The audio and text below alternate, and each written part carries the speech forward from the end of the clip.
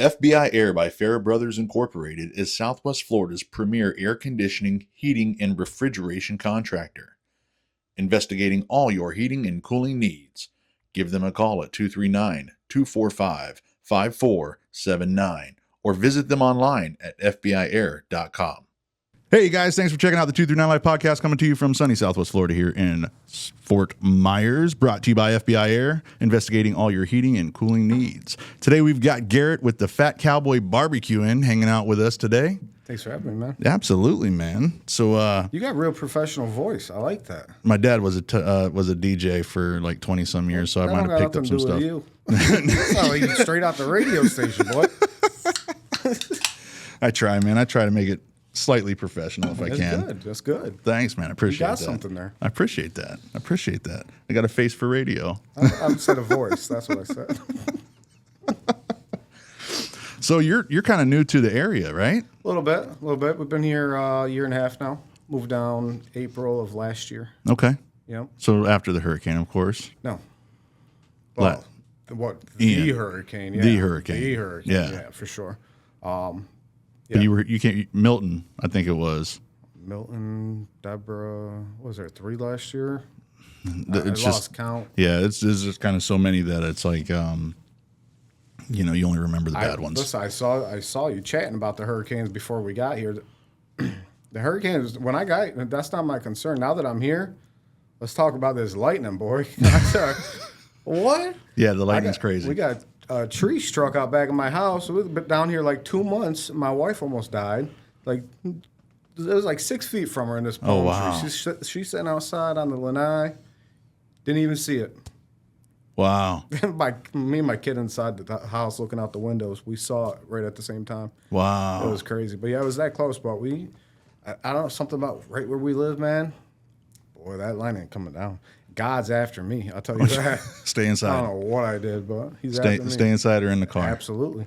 Yeah, no, the lightning is no joke. It's I was actually driving out to Naples on Sunday, and it was the flash of lightning, and like before the flash was gone, the thunder was there. That's crazy. So it's like that was right outside the car. Yep. And we got rumbled pretty good. We had one of the cheesesteak tour dates in LaBelle this past weekend. We got there, and it was raining, and my guys were like, "What do you want to do?" I was like, "Rain or shine, baby, we're doing this." Yeah. I got faith. When that lightning kicked in, same thing, right in the park, man. And we were 3 grown-ass men that turned into 3 stooges on that truck. We're like, we're going to sit in the pickup, or are we going to stay in the food truck? We're going to leave, come back. Yeah, it was crazy. I bet. Especially in a tin can, and that thing is rattling. Oh, I bet. I don't like sitting in that food truck in the lightning. Yeah, that's a tough one. That's a hard decision maker right there. Yeah. Stay or go. Hurricane comes, I'm like, I'm going to lose a little bit of work. Lightning, I'm like, I'm about to die. I'm about to get fried. Yep. This food's going to be extra crispy. Extra crispy. So you moved down here from New York, right? Absolutely, yep. So what were you doing up in New York? You had some restaurants, I believe? I had 2 restaurants up in New York, and we had the food truck up there as well. Oh, okay. We opened, I think it was, we bought our first place in January 2021, and then we opened in March, and that was the barbecue. And that kind of stemmed from, I had a moving company at one point. We always had company over. We'd entertain on the weekends. And I'm like, man, it's getting expensive to feed all these people. So I said, let's start charging them. So we opened a place. I said, these guys got to start paying, man. I have people showing up to barbecue with a bag of ice, some paper plates, to-go containers. I'm like, nah, we can't do all this no more. To-go containers. They were ready for it, boy. But we were cooking. And then, we had missed the opportunity before to buy that place, and it became available again, and we jumped on it. And, man, it was just a little hole in the wall. It was like the place that you just didn't go to unless you were looking for 2 things, which is drugs or a fight, man. It was a pretty rundown place. And we bought it with this hope, just kind of changed it back. It used to be an Italian restaurant like years and years ago. And I was like, man, that'd be a great vibe for people to have back in this area, because it really was in the middle of nowhere. Right. So we ended up buying that place. And, I mean, we became popular pretty quick in New York, too, when we opened, just kind of out of nowhere. We had a great success and followers up there, to the point where one night it was raining. We were used to, like, people waiting to get in the door. And one night it's raining and people are out there like 45 minutes waiting to get in the door. And I'm like, this is crazy. This is absolutely absurd. I can't believe, number one, people are out here waiting for my food for this, right? Number two, they're out here standing in the damn rain, Yeah. you know? So we ended up, there was only 2 restaurants in this town. I mean, it's a small town. I think 6,000 people now. Yeah, like it's a small town. Right. There's only 2 restaurants, and I was like, I got to buy that other one. So that's what we did. We bought that up, and it was like a mile and a half up the road on the same road. And Oh, nice. competed against myself. That one, unfortunately, wasn't as successful because it's, I mean, when I say the first one was out there, this one was another, 5 miles out there from Right. that one. So it's just hard for people to get to and drinking and stuff because they were bars in there as well. Shortly after we opened the first one, we bought the food truck. Obviously, everybody wants to take their food on the road. Absolutely. And did a lot of fundraisers, a lot of fairs and stuff like that back home. We kind of limited that to like a once-a-month thing up there. And then obviously, wintertime up there, you just can't operate a food trailer. I mean, it's nearly impossible to do that. So, that was kind of like our spring and summertime thing to go out once a weekend. And the rest of the week, we ran the 2 restaurants. And then I had a full-time job in between those as well. Oh wow! So that wasn't your sole main. It was. So I closed. I had a movie company, and I closed that, and I went to work for somebody else as a contractor, and I was actually selling moving jobs. I had an apartment above the one restaurant, so I opened that up into an office, and I was up there selling moving jobs, and then. Oh, okay. At one point, I said, I can just start hustling with this food trailer up there a little bit more than once a week. So I ended up giving everything up, and I said, you know what? And I was grounded in the moving company. I was a pretty elite figure in the moving industry across the states. Oh, okay. So you were well known. Yeah, yeah. And I just gave it up, and people were like, "Are you crazy?" I was like, "I got this." A few years later, I think I was crazy for sure. I was crazy, but happy, much happier. But it worked out. It's working out. I want to say working out. It worked out. There's been a lot of ups and downs. There's been a lot of mistakes made. I mean, I say I knew how to run a business. I had 37 employees at one point, and 19 trucks operating that. I was in charge of maintaining all that. The restaurant industry is crazy, man. And there's some things that I didn't know that I wish I knew now and could go back and fix. But we face them, we move on, and just do better the next time. I mean, it's never you're done. It's just, hey, I get a fresh start now. You know what I mean? Yeah. So we kept the restaurants open a little bit after we came down here. The first year, I think it just closed in last March. Okay. Well, the one I closed before I left, the second one I closed before I left New York, and I kind of just kept it as like a venue to do parties and stuff. It was Rented out. Pretty big place, yeah. And then the first location we ended up closing in March of this year. It got so hectic, and we actually experienced a lot of hate because we moved to Florida. Oh, I'm sure. And it was just people just like, oh, and he's trying to do better for himself, or you're just going to leave us up here and some people just stop coming to the bar or the restaurant to support. Employees act different when you're not there every day, right? Mm-hmm. But a big part of that too is like, I didn't realize how much I made a difference in that business. I didn't realize how much I meant to my customers coming through that door. Gotcha. I didn't realize how many people came just because I was there. Gotcha. Even though the food was good, the drinks are decent price, stuff like that. People legitimately would just come because I was there. Right. I do miss that aspect of it, but I get to do that every day with so many people, all of our followers, new people showing up to the truck. Yeah. And it's just, I'm sure we'll get into this deeper as we talk, but yeah, it's not just about the food. It's like the relationships that I built are so crazy, and it's just my personality, and I connect with people like, instantly. Yeah. Instantly. So. Well, that helps because you can have great food and be a dirtbag and not sell it. Right. Right. We're just talking about cheesesteaks. Do I have the best cheesesteak in Florida? I don't know. I haven't tried every cheesesteak in Florida, right? I'm not going to go out on a whim and say, I got the best cheesesteak. I'm not. I'll tell you I got the best wings. I'll tell you that. I got the best wings in Florida. I probably have some of the best ribs in Florida, too. But it doesn't matter even how good the food is. Again, if you're a jerk off, nobody wants to come buy your food, no matter absolutely. how good it is. Yeah, You know what I mean? That's the thing. So, I mean, but it's also not a pretend thing to get people to come buy my food either. It's Well, just a right. No, for natural sure. thing. No, for So- sure. And we have days where we mess those things up, right? We don't, maybe the ribs are a little overdone this day, or maybe they were underdone, or something happened with the brisket, or maybe the wings were overcooked a little bit.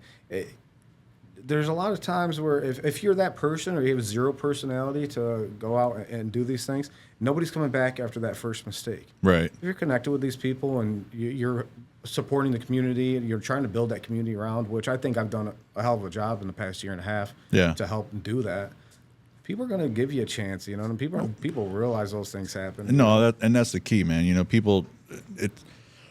You give somebody a reason to complain, they're going to do it. Oh, 100%. Especially if they're that type of person. Yeah. But I mean, the people that really support you, and just most people in general know shit happens.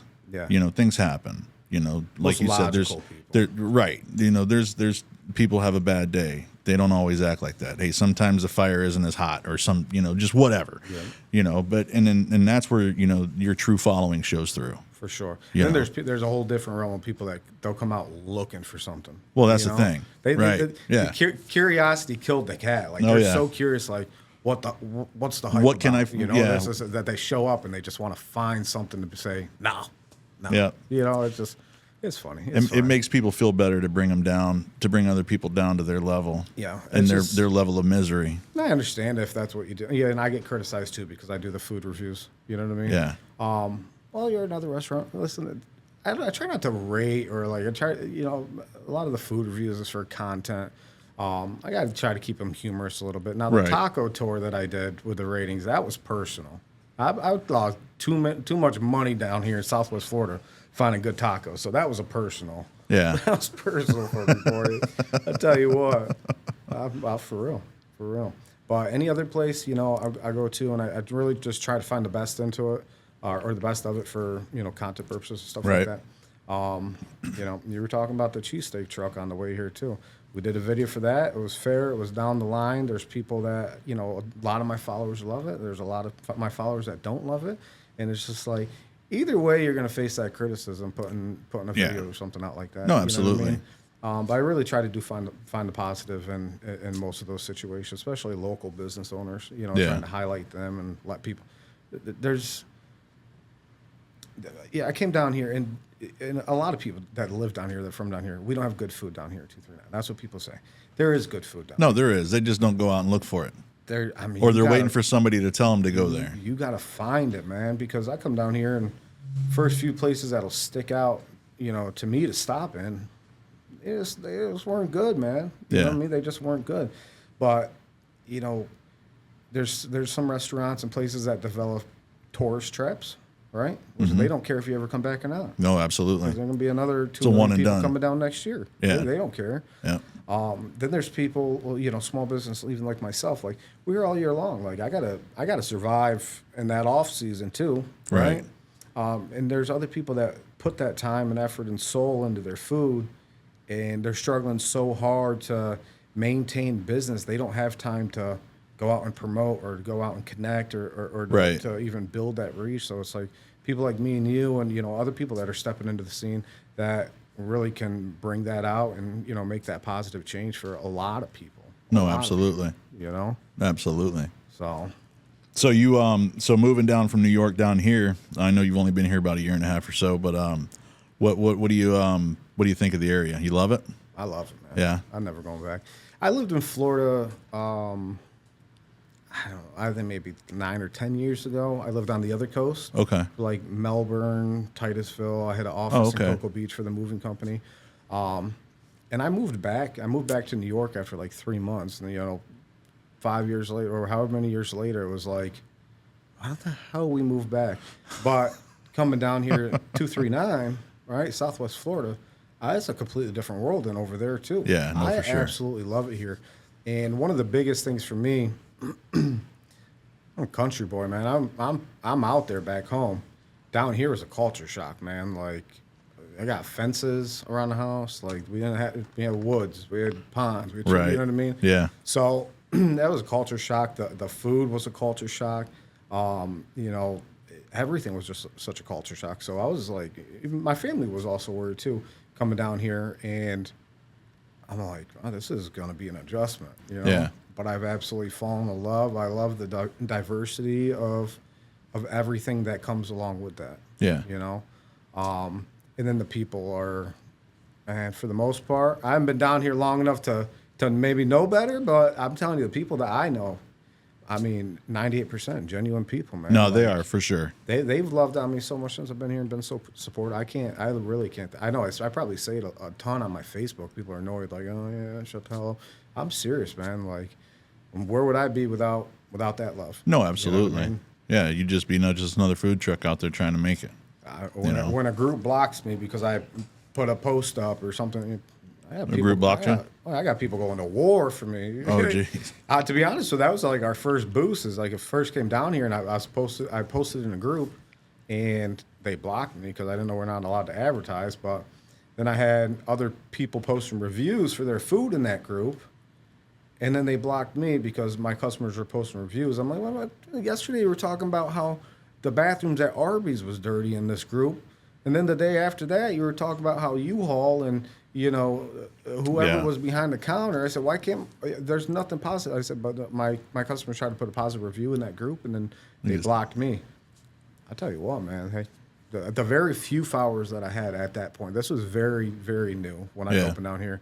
But they went to war, man. They're posting me up everywhere, and really grew my following. That was Lehigh and LaBelle, man. Those Lehigh and LaBelle, they showed up. So that's where you're at the most, right? Lehigh and LaBelle? Yeah, man. That's where, first of all, I follow the money, right? Yeah. But I'm going to show up where the support is. And right now, that's where the support is. They're showing up. I got a lot of people that want me to come to Cape. I'm in Fort Myers a lot. I'm in Babcock quite often as well. Okay. But I had people traveling from North Fort Myers, Cape Coral. I have people from Naples traveling up to see us. It's just about reaching out and building that. But, I was really focused on taking care of the people that take care of me first. And if y'all want me to be here in Lehigh, then I'm going to be here in Lehigh. If y'all want me to be here in LaBelle, I'll be here in LaBelle. And once we grow that solid core, and I know that I can open up almost any night in Lehigh and have a great night. Right. Then I can schedule that night around and then reach out and branch out to that Cape Coral or Naples and stuff like that. Now you're working on getting out to Cape, right? We are. We thought we had 2 solid locations locked down for the Lowe's up there. Just read an email on the way here, which they want me to, a Lowe's food truck program, they want to do like 3 days a week to approve you. I'm like, 3 days a week. I'm too busy for that. But so we'll see. I'm going to try to see if I can get them to budge. Yeah. But we'll see. I have other options still. Lowe's, in the Cape. Lowe's is both locations are my number one options. Right. Because they both want to use me for their own personal catering as well for employees. Okay. If that doesn't work out, then we'll have to find somewhere else, which is fine. Do you have anything in the back pocket that you're going to look at if that doesn't work out? I do. Okay. I have a lot. And again, Cape is really starting to come through for me too. And I've got so many messages for places set up. I got business owners reaching out to me. I've got quite a few options. It's just what's the best for a public event, what's going to be most beneficial for us, what's the most, we take all of that into account. It's really like looking at a spot as a business plan, like what's the most convenient for people to get to? Is there enough parking? Are we going to hold up? Is there going to be a line in the street? Right, yeah. I've had some tattoo places that have small parking lots. I'm like, first of all, I can't fit in there, Right. If I can get in there, you're going to have a line of cars blocking traffic on the main road. It's all these things that I got to take into account. But, I mean, those would be really good. So we're working on it. Okay, so it's not out of the question. No, it's not out of the question, but we're working very diligently on it too. Right. I mean, there's people waiting, and if I don't get up there, they're gonna hang me in the middle of town. So I'm working on it. Trust me. You hear that, guys? I'm working on it. So you do go to Naples though? We do go to Naples. Yeah. Okay. I'm not often. Again, that's another territory that we're gonna be exploring. That's testing out a little bit. That's gonna be on the next. But we've done events down there, which we've done really well down there.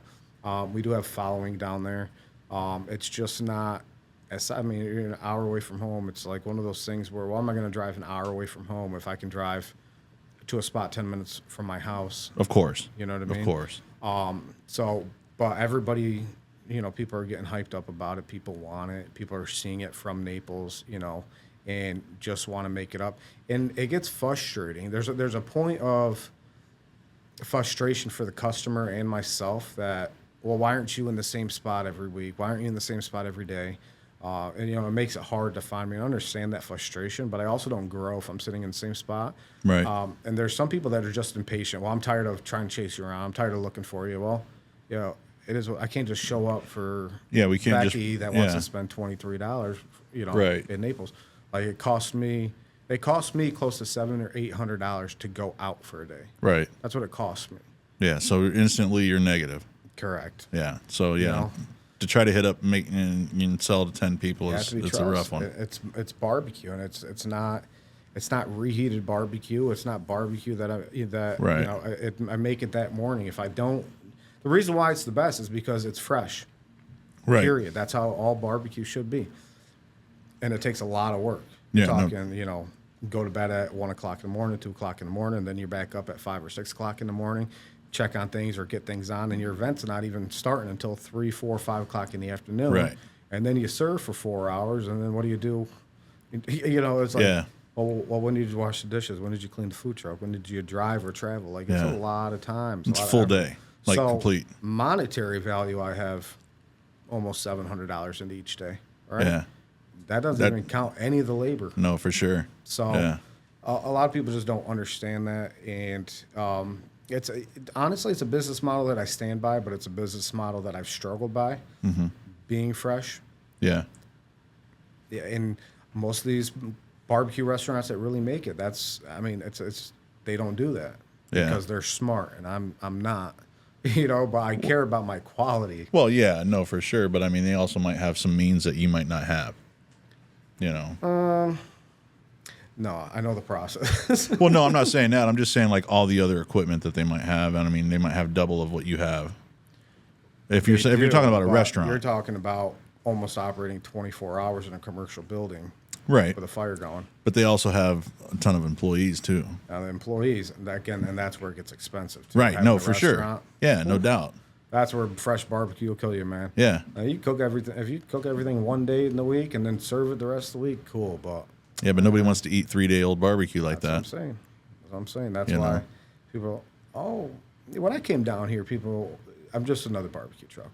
You know what I mean? Yeah. And there's been many barbecue trucks that have come and gone over the years. There's only very few that have really maintained down here. Gator John's was a big one, and he's now retired. Gator Creek, they've done very well down here. Smoking Crow's Barbecue, they've done very well down here. Jones's, they've done very well down here. Yeah. But you're talking like 5 or 6 barbecue trucks out of, you go back and look, 30, 40 in the past how many years? Yeah. There's just so many that have struggled just because the concept of doing it right or bringing it right, and it's work, boy. Yeah, no, for sure. If you ain't ready to work, then forget about it. Yeah, no, for sure. No, because it's like you said, it's all fresh. Yeah. You're not putting anything on ice and waiting until like tomorrow or the next day to serve it up. Yeah. So, and that's kind of partially how that cheesesteak tour came about too, or the cheesesteak tour. Is that what I said? Or did I say cheesecake? Cheesesteak tour. Because I woke up one day, I said, I want to sleep for a night. You know what I mean? Yeah. And with the cheesesteak tour, I can sleep. I don't have to be up all night cooking and then going to serve. I show up on the truck and then we start serving on the truck, and that's the difference. Some food trucks per order cooking, and then barbecue it's there. If you don't sell it, it's in the garbage. Right. Yeah. You know what I mean? Yeah. So I started doing the cheesesteaks, or I changed my menu to take a little bit of stress off of myself throughout the schedules. Depends on what the schedule looks like. Do I have 3 events in a row? Do I have 4 events in a row? Do I have 1 event this week? Is it a new community that hasn't had barbecue? Is it Lehigh, where I'm in Lehigh every week, and maybe I want to change it up to a different menu? Right. Yeah. Or LaBelle. So that's kind of how that started, and it just took off. I didn't come down here expecting to sell cheesesteaks. Right. I know how to make one, but people they've loved it. And there was one time in LaBelle, I was like, I'm doing cheesesteaks today. It wasn't really a huge deal. I always advertised to try to get people there. When I opened the window, when I had a brand new guy on the truck with me, and it was just me, and there's 45 people in line, I'm like, what have I done? Seriously, and it was just Yeah. it was mayhem. It was mayhem. If I did that every day, it'd be a little bit more processed out to handle. No, for something sure. like that. Right. And since that day, I mean, I think we sold. This is unexpected. I'm doing cheesesteaks per order. I still have barbecue that day. Yeah. I'm still doing wings. I'm still doing some frozen apps. I still have like homemade sides and stuff. Like I'm making barbecue plates, slicing brisket, slicing ribs, trying to cook cheesesteak all at the same time. I'm like, this one, it was absurd, dude. Yeah. It was an absolute mayhem of a day. That was 56. That was 56 cheesesteaks we sold that day, and we sold that was pretty much sold out in like 2.5 hours, I think, and that was on top of all the barbecue we sold, everything. That was 2.5 hours. It was craziness. So I was like, well, I'll try this again, man. Let's see if I can. Maybe I could do 100 if like I planned for it. You know what I mean? So I went to Lehigh, and I did 100 cheesesteaks, and I was like, oh, this is. What's happened twice now? Let's see what I do the next time. Yeah. You know what I mean? And then the next time it was 100. I forget what we did recently. It was like 156, I think. Wow. We did 152, 156.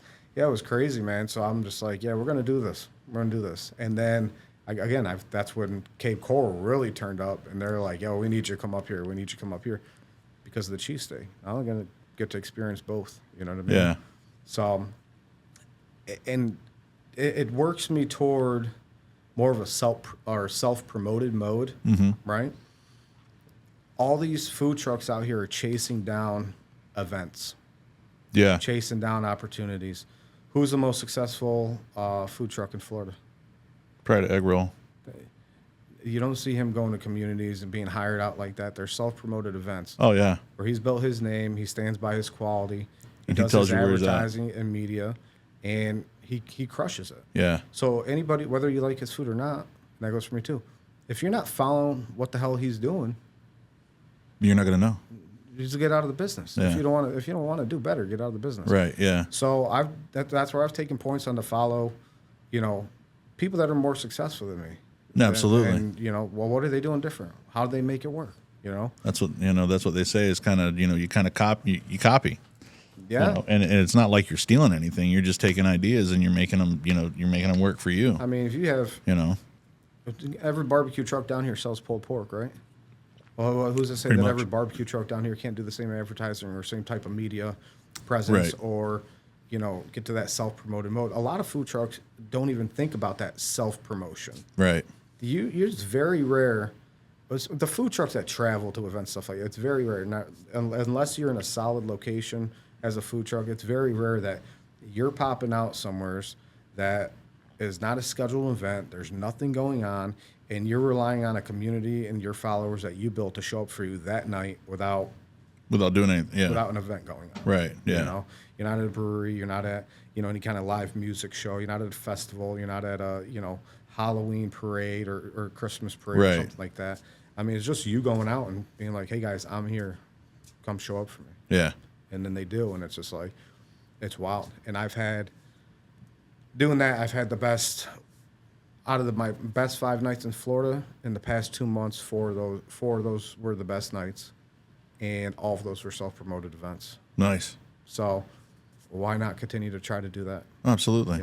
It's working. I've been to communities that I made $90 because the coordinator didn't want to advertise, and I drove an hour and a half away to go to that community. Wow. That's the reality that a lot of people face down here. And well, how do you fix it? Well, you just stop doing it. Yeah. You do something different. So that's kind of what I'm trying to gear to, just to do something different. And I hope and I know that there's other food truckers and business owners watching me and how I operate and how I navigate and how I advertise. And I want them to watch me. I want people to, if it's working for me, I want you to do it. Yeah. I want you to do it. I want you to step up and do it and be successful. I don't know. I watch people. I'm gonna sit here and watch people fail. I don't want to do that. No, there's enough out there for everybody to get There's some. so much. There's so much. I There's pass enough. events on. If it's something that I'm not interested in, if it's a good event, I'll pass it on. Yeah. If it's not a good event, then I just tell them no and hang up the phone. Right. But I've done enough for other food trucks, startups, food trucks that have been here before me, calling me for help, advice. I'm always here. I answer every message. hey, where'd you get your barbecue sauce bottled? Where'd you do this? Where'd you get your cups? You know, Yeah. all these things. What app do you use to create content? It's all open information. Yeah. You got nothing to hide from nobody. No Right. matter how you use it, and you're going to put in the work or not. That's the part I can't do for you. I'll give you all the information. That's it. You can't do the legwork. You know, it's like, how do you cook your brisket? I can give you all the ingredients right in front of your face. Well, if you don't put in the work or know what you're doing, then No, for that's sure. going to be the difference. For sure. You know? Now, do you have your own kind of barbecue sauce or seasonings and stuff like that? I do. I have barbecue sauce. It's only in one store down here right now, which is Jack's on Joel in Lehigh. Yep. Oh, Jack's is still open, And, huh? oh man, they crank over there, bro. Dude, I Bro, grew up there's- going into that store. There's as many people as there is at Walmart stuffed in crazy. a closet on Joel. Like that's, bro, it gets wild down there.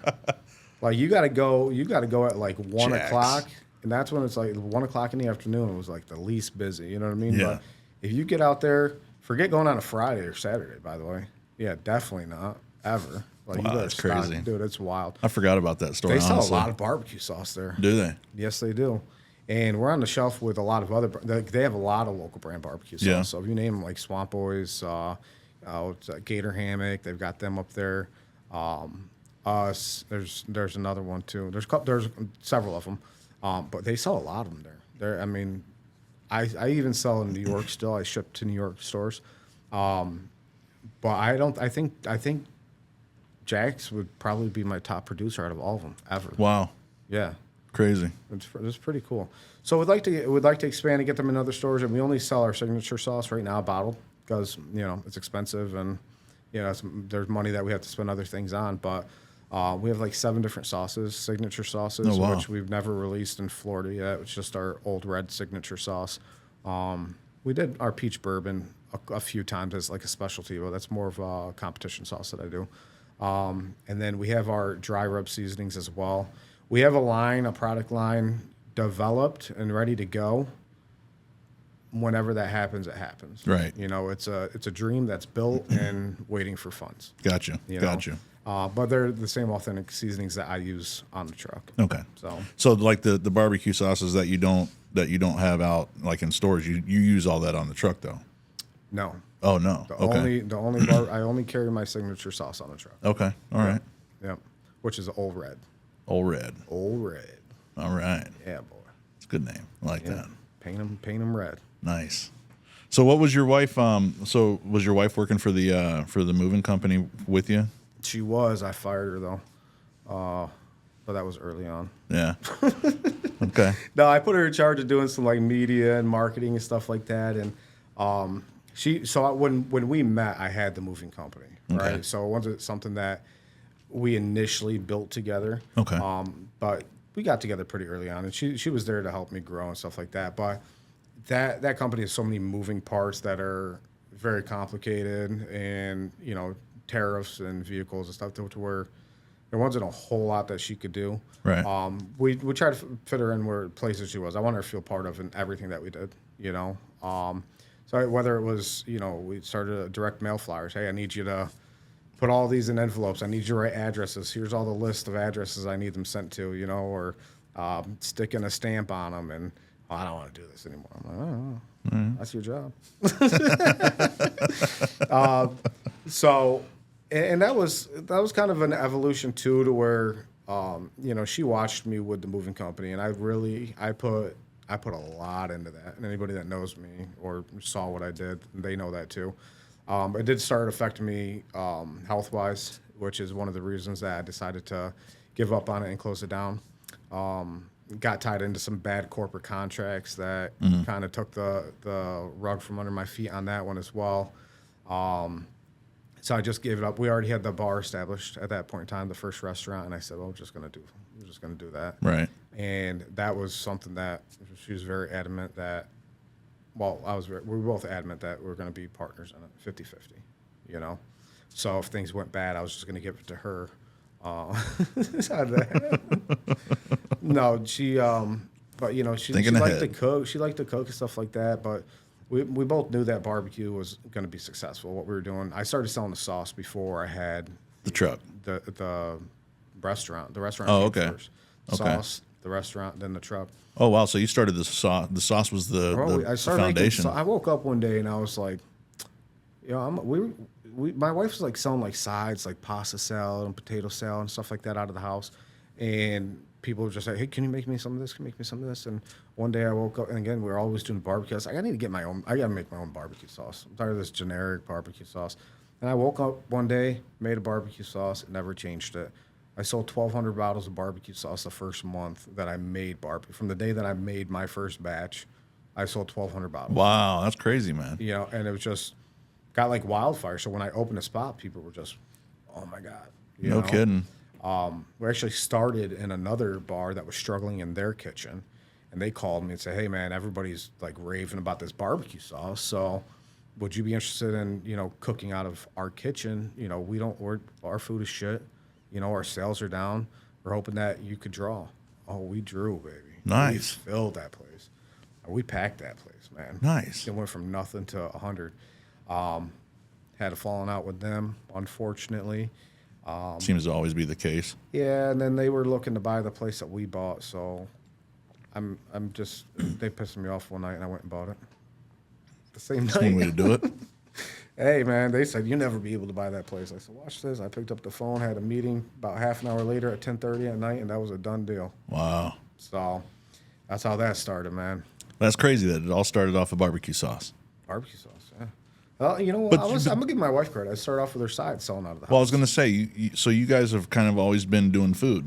No. Not so much for we're a just job. like, we were partying, man, and people were like, just started calling her for some sides or Really? Yeah. And we're just like, well, let's start selling something here or there. So No first time kidding. we did pulled pork, like I was advertising my business. I went to a couple of other businesses around that were in the same commercial area that I was. Hey, you guys want to order something? We're going to be throwing some meals together. Okay. Yeah, we sold 150 meals the first time I ever sold pulled pork. That's pretty Just wild. just like that. And I'm like, oh, we're going to do this. We're doing this. Yeah, we're going to do You got this. something there for sure. Yeah. And that's where it just blew up from there, man. It just blew up. So was she cool whenever you said we're hitting it to Florida? I think when we were ready to go to Florida, we both were just Ready to go. yeah, we were ready to go. There,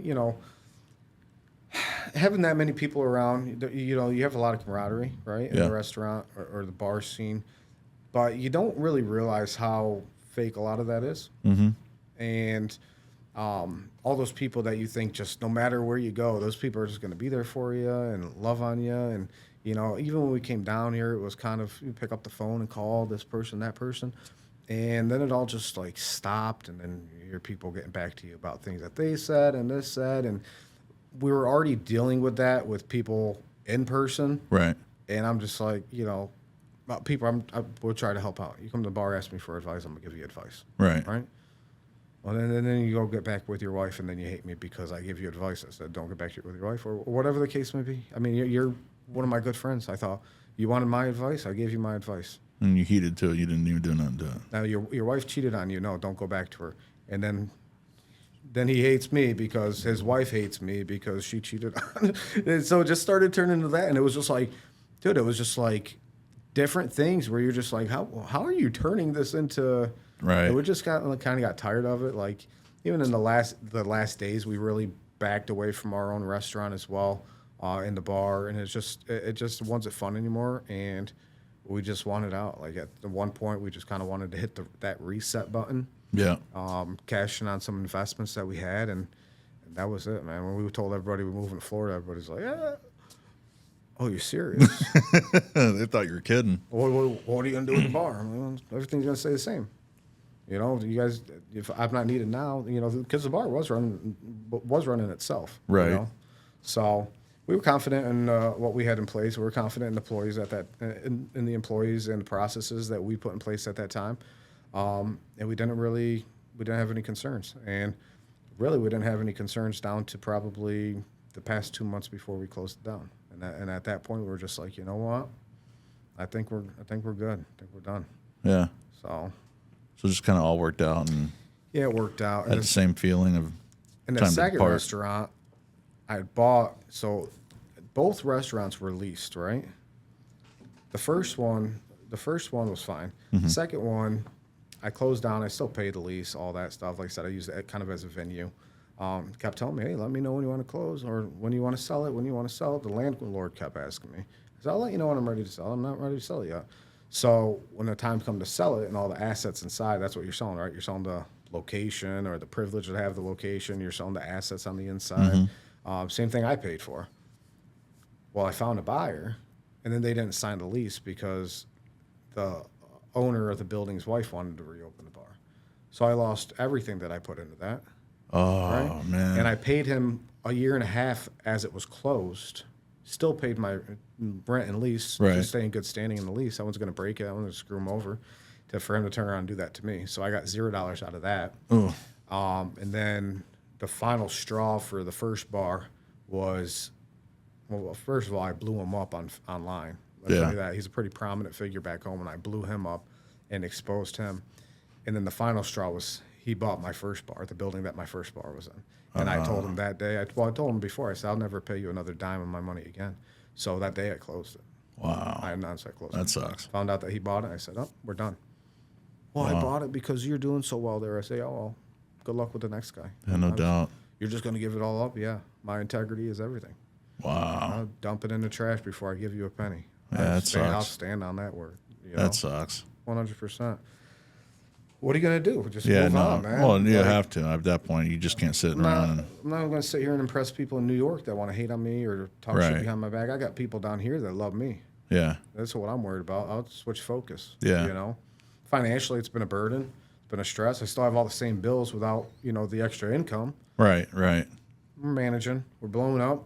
Like my income's growing down here. We'll get to that. We'll get to that spot. But right now, it's about we wanted more family time. We wanted time to be with each other. And bro, this happened when we come to Florida too. We've been married 9 years. We had fun trying, but we never had a kid. Yeah. Right, bro. Whew, that Florida water, boy. We got into you, buddy. 1 week. My man. 1 week. So you were trying. Well, I would say we're trying. We were But just you weren't practicing. You were just you were just practicing, right? Right. But I mean, it wasn't like it was kind of like if it happens, it happens. Yeah, it was. Yeah. But you guys come down here, that warm weather, get a hold of you, and boom. That was it. And you got a cute little baby boy. Yeah, he's adorable too. How old is he? He's adorable. He's just over 8 months now. No, I was gonna say 8 months. Yeah. Yeah, he's a cutie. Doing good, man. That's awesome. But that was, again, another wrench thrown into the works is that my wife, my business partner coming down here who's working on the truck with me because we have 2 kids that are out of the house, which live in New York, and then we have our other 10-year-old who's good enough, he's take care of himself. Yeah. We go out on a truck at work, make money, just me and her, don't have to worry about nobody else. Well, now I got then I had nobody to work. I'm out here. I did a lot by myself, man. Yeah. And my wife, she stepped up too. I mean, she was 8 months pregnant on the truck when I Wow. got out, Wow. Yeah, that's down and dirty, boy. When we got to get it done, got to get it done. And it had to be hot in that truck for her too. Yeah, I mean, it made me feel bad that we're in a position where she needed to be out there like that. I hear you, man. I hear you.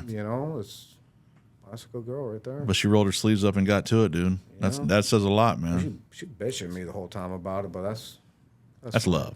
That's how we love. That's each other. love. That's it. That's love. That's it.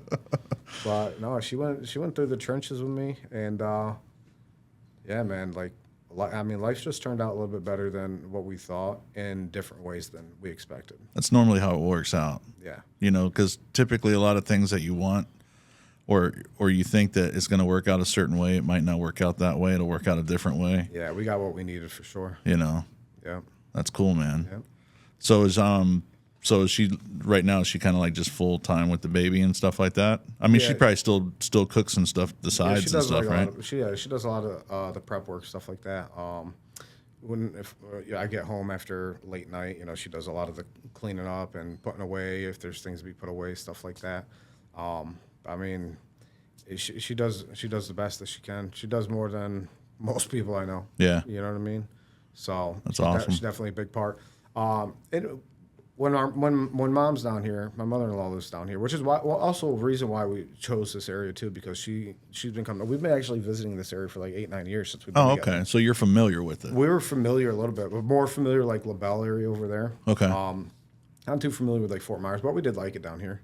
But when mom-in-law's down here, we got a babysitter, and then we gradually meet a friend here or there. We've got a friend now that she'll come over and babysit if my wife desperately needs to go on the truck with me. Nice. So, yeah, it's working out. That's cool. Yeah, I was going to ask you if you had any family down here.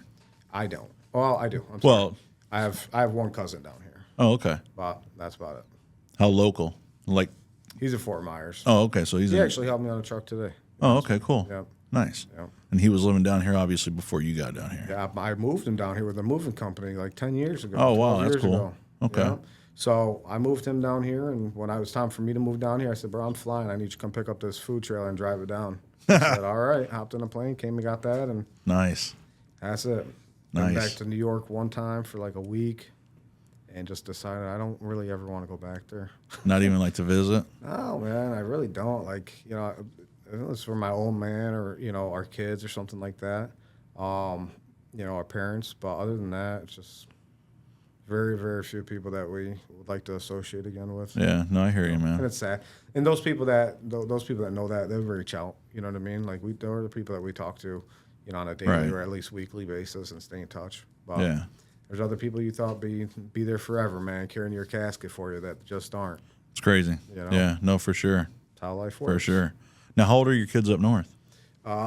So one is my kid, and then my stepson. So they're both 18. Okay. Yep.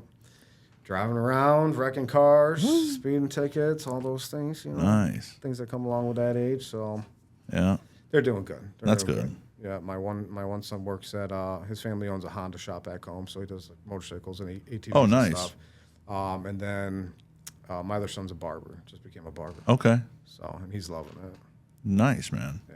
Good deal. Did they ever come down? I mean, again, you've only been down here a year and a half.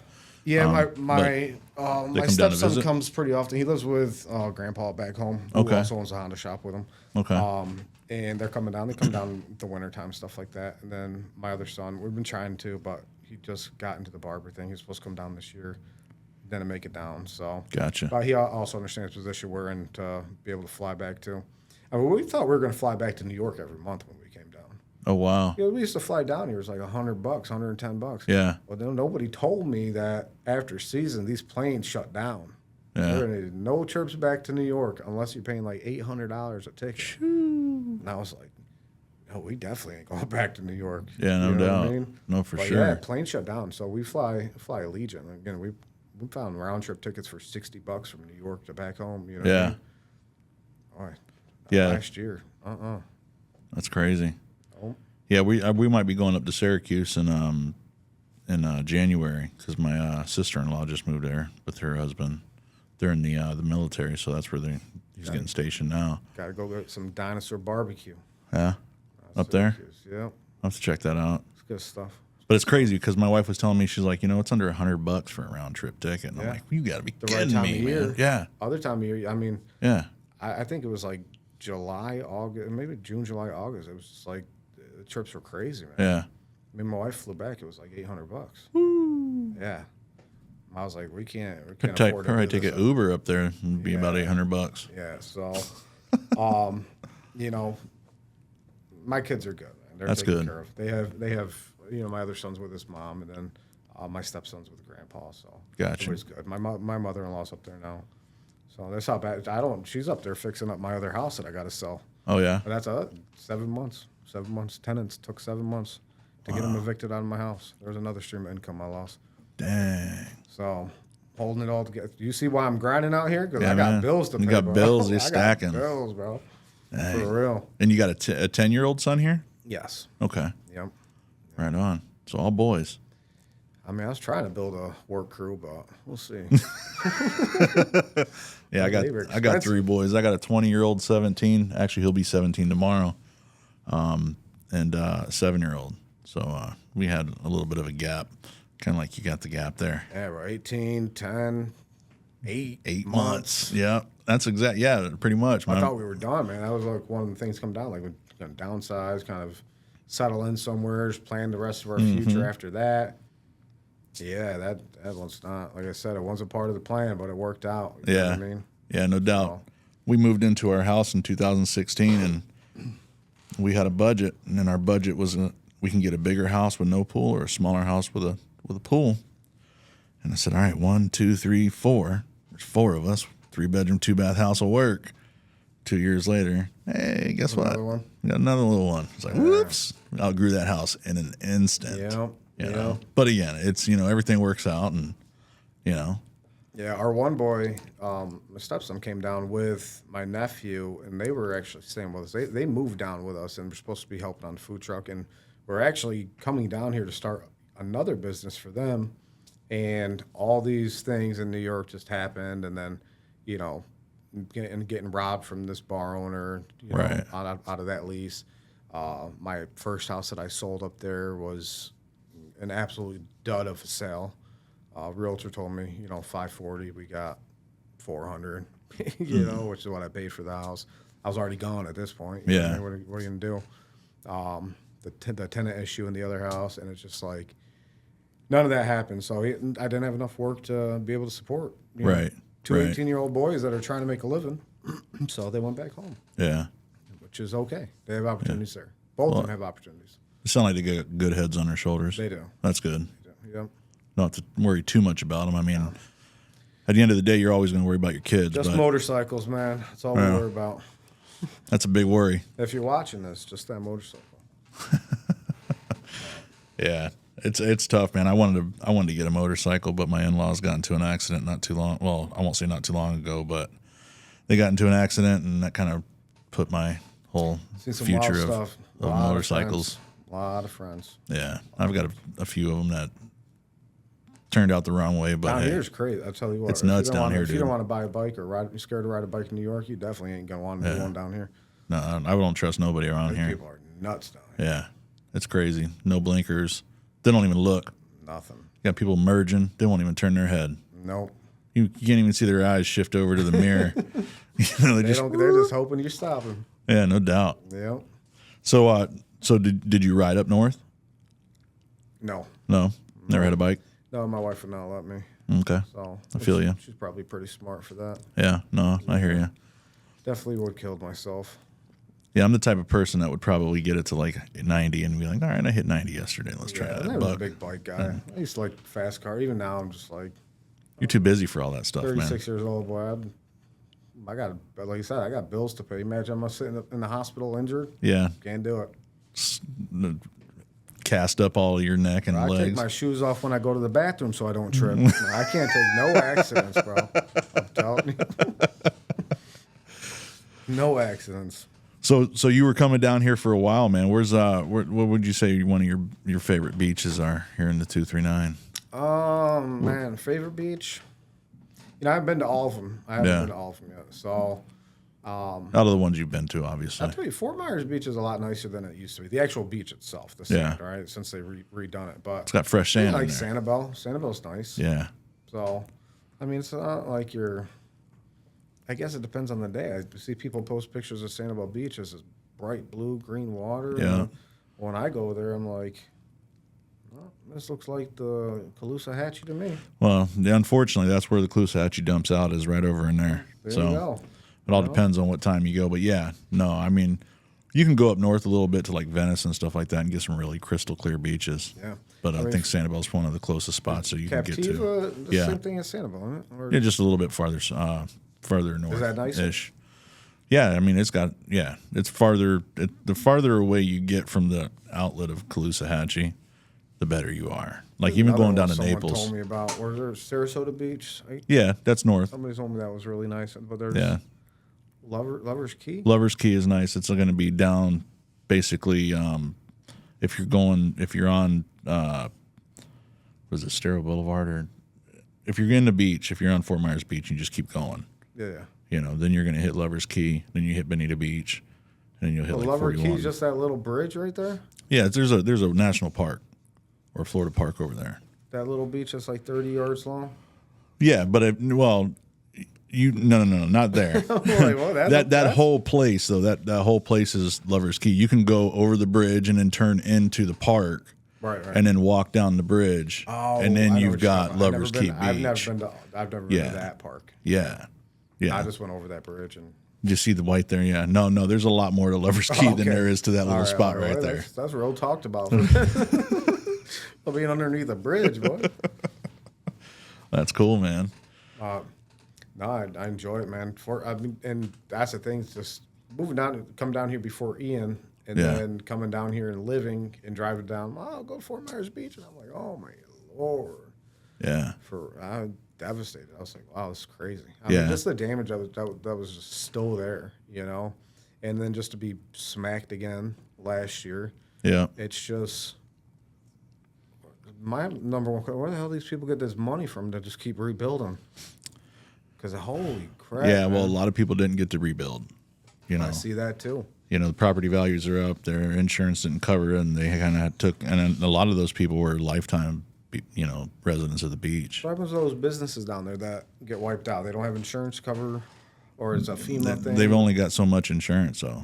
You know, because now I mean, to rebuild stuff, and it's just, and the bad part is you've got now a lot of corporations that are eyeing all that property down there. See that? You know, now you're going to start. Now you're going to start seeing some high rises, some real expensive condos. Miami, it's going to be Miami down there. That's what yeah. So it's going to go from the. People said Lehigh was going to be Miami. I was hoping for that, but now they said Fort Myers. So. Yeah, no, Lehigh's still got a little bit of room out there. But I know that there's going to be some pretty big national headquarters that's been eyeing Lehigh to move like some stuff, because obviously taxes in Florida are a lot easier than like other spots of the U.S. So, but yeah, Fort Myers Beach went from the that kind of hometown beach to it's going to be some corporate it's big. Just all politics out there now. That's Just every time you look at anything, it's just absolutely council and mayor this and approval and FEMA this. I'm just like, hey, I want to go down and pick some shells, boy. It's who's got the money to pad the pockets to make it happen. Yeah. And then who's got money some people is wanting to leave down there. I see people wanting to leave Fort Myers because of that. Yeah. And they'll go, and it'll happen. But you're going to have people that leave, and then there's going to be people that just come right in and fill those spots up. Yeah. One thing, they're doing a food truck park down in Fort Myers that got approved on the beach, and cool thing about that is, as much as we'd like to be a part of, or thought that maybe at one point we want to be a part of a food truck park like that, they're given first right of refusal upon the approval. Was first right of refusal to those that were actually operating on the beach before Ian. Oh, okay. So that's cool. I don't know what kind of fate holds for those other food trucks down there. I see they're really trying to push trailers back off the beach again, but yeah, I don't know. That's their own little world over there. So any Lee County compliances and codes and laws and stuff like that just doesn't apply to the beach. Yeah, they got their own kind of do what they want. Yeah, which I'm grateful for a lot of those, because there were businesses that existed there that was their option, was to open up. Right. But it definitely helped revamp the beach. I think that they should maybe do that a little bit more with the food truck. And there's selection. Do you want every food truck there? No. You're right. Look at some of these food trucks. I don't want to set up next to them either. You know what I mean? But yeah. There's a lot of elite, nice food trucks down there that could really build a town up, and it's something that could really be talked about. Yeah. Which I think is why they eventually got pushed into that food truck park, because they know that. Well, they're seeing it happen other places. Yeah. And they're like, wow, this is actually working out. Yeah, it's a different scene down here. There's no food trucks back home. There's very few food trucks. I don't know if I can name 10 off the top of my head. Up in New York? Yeah, where we're from, upstate, yeah. Wow. So I come down here, I would think, I haven't checked the numbers lately, but there's like 1,500 registered trucks to Lee County. Wow. Yeah, there's a ton of them, man. A lot of trucks. It's interesting. I was out in Lehigh months ago, and these people are actually setting up in their driveway. I've seen like food trucks and stuff like that in people's their residential driveway. I mean, I parked in my driveway because I'm non-HOA over there and stuff like that. I've set up so that I don't know if it's legal too. Somebody told me the other day it's not. They looked it up, but I don't know. All you got to worry about is that one person that cries about it. It's Lehigh, man. Yeah. You can do what you want. My neighbors love me, man. They Of course love me they do. being there. Yeah. So anybody's bothered by it on my street or anything like that. But it's a really hard code, and Lee County's pressing this code issue for certain food trucks, and Cape Coral's enforcing it hard to where you have to move your truck every night. Oh, dude. But then the slipaway comes up, and it's no longer a relevant topic again. It's the same thing with Fort Myers Beach. That area is no longer relevant to the law of moving a food truck.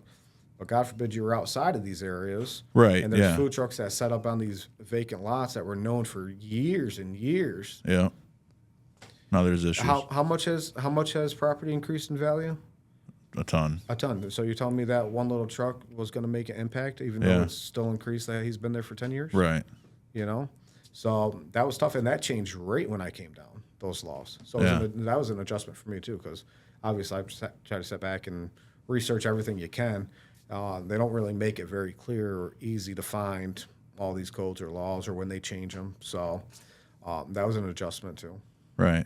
And you see other people setting up food trucks. You're like, oh, okay, well, they're doing it. That's got to Right. be legal. When you're down here, you realize, oh, no, it's not legal. It's just Lehigh. It's just It's not just legal. Lehigh. That's a shirt right there. It's not legal. legal. It's just Lehigh. 239 like that. That's a good one.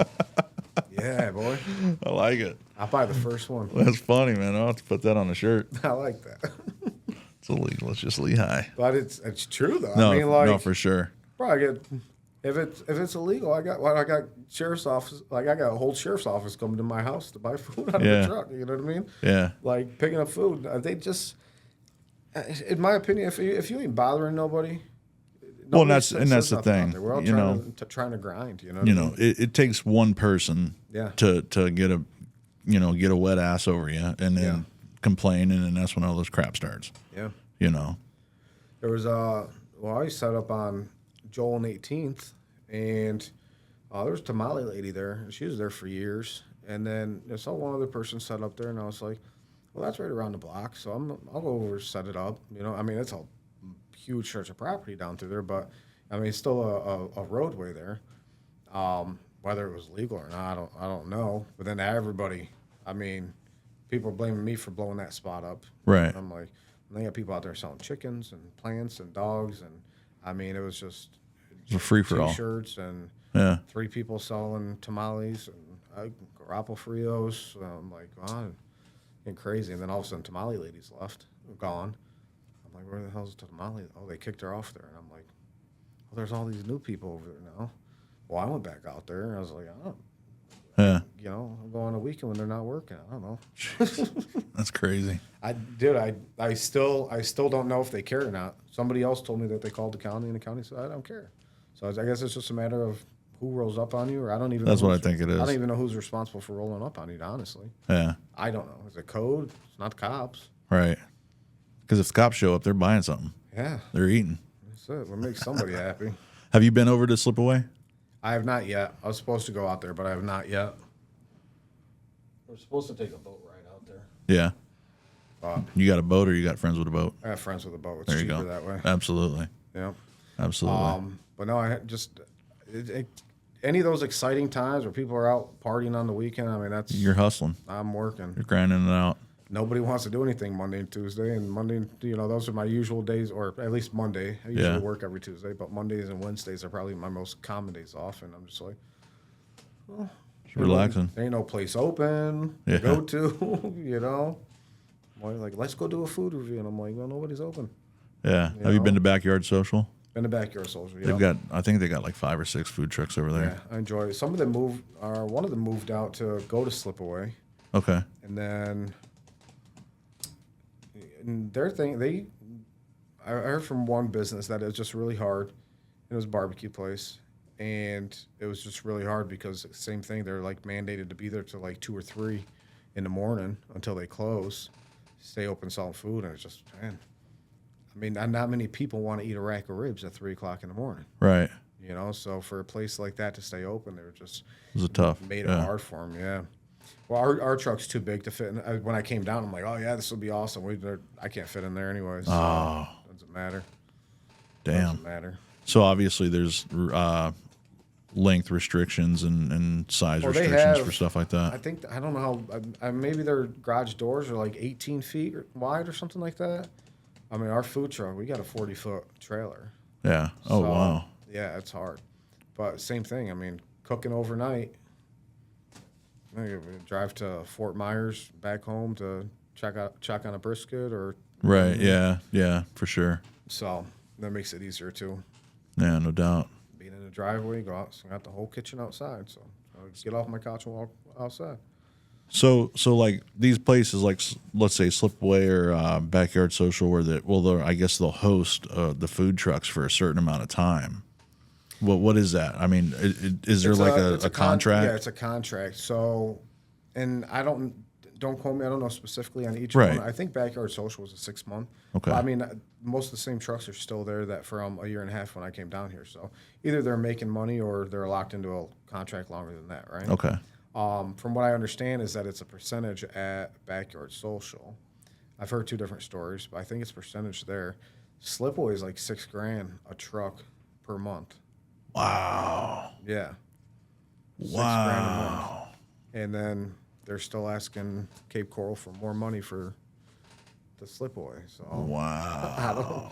I don't know. I don't know how well they're doing. I mean, yeah, if it's busy and hopping, I mean, I'm sure during season then Jeez, that place is banging out some money. But I mean, how to make $6,000 profit in a month?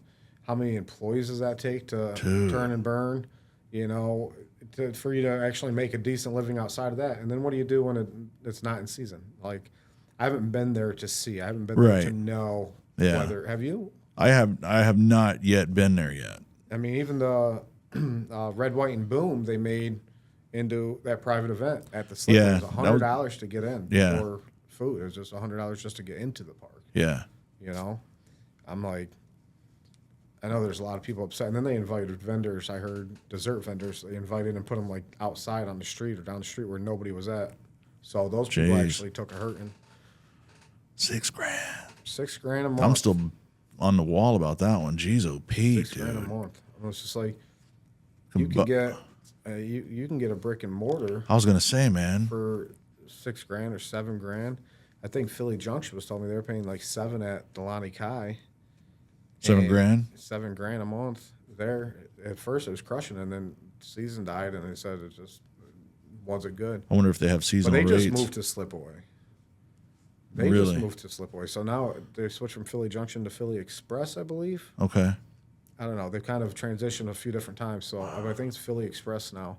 But yeah, I'm pretty sure they're up at Slipaway now doing cheesesteaks. Damn. Hey man, I I'm mean, gonna go buy a piece of property. I guess if you're, I mean, that's what I'm saying. Even if you're making $3,000 a day, I mean, that's That's really a what lot, dude, isn't it? I mean, $3,000 a day. You're humping. Are you making $3,000 a day on a Monday and on a Tuesday? Well, that's what I'm And saying. How many Like, employees you got to All maintain that? that, dude. Yeah, it's a lot of work, man. Ooh. Wow. 30 days a month, $90,000. I mean, you have a little wiggle room on a 10%. But now you're taking you got to guarantee you're hitting a 30% margin, which I'm sure up there you are. You probably pay, $18 for a 6-inch cheesesteak there, where you pay, $18 for a 12-inch somewhere else. Right. Yeah. People pay it just because. Right. Well, it's right there. We're at the It's, Slipaway. yeah, exactly. Let's go sit by the water. That's what I do in Lehigh. I'm like, it's $3 more because we're in Lehigh. No, it don't work. Lehigh. It's high. Lehigh. That's a funny thing. Come out. That's the poor side of town. I'm like, ain't nothing over here cheap. No. I'm looking at houses over here. Yeah. Man. Man, Some of these things it's that they're selling. Holy crap. Yeah, it's crazy. I grew up in Lehigh, and when I was living out there, the motto was "Home of the newlywed and nearly dead." That's what somebody told me the other day. Yeah, because it was like new families and senior On citizens. their way out. There was no in betweens. Yeah, and I haven't really seen like people like, wait till season, and I'm just like, people come to Lehigh during season. Apparently they do, but I have not seen. Really? I have not seen that. See, I didn't think Lehigh was the Somebody told me the that 6 they do. months, 6 on kind of place. I don't know. You know? I don't personally see it, or I didn't see it last year. Yeah. Like, you wait, but I've got other people that do one of my helpers on a truck, he's a handyman business and stuff. He crushes it. He said he crushes it during season in Lehigh. So, must be. Either that or that's when everybody else is making their money and they're out going out spending it. Yeah, I don't know, man. But I'll have Lehigh's back any day of the week. You see people talk shit about Lehigh all the time. I love it. I'm in a good area of Lehigh. What area are you in?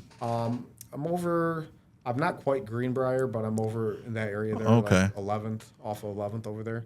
Super quiet. Down off of Richmond? Is it Richmond? I'm between Richmond and Joel. Okay. So that area, dead end roads, all dead end roads. It's quiet, I was out off of 5th Street. 5th? Yeah, Yeah, 5th and Richmond. Yeah. But for us, it's quiet. Love it. The neighbors have been great. I mean, I don't know, man.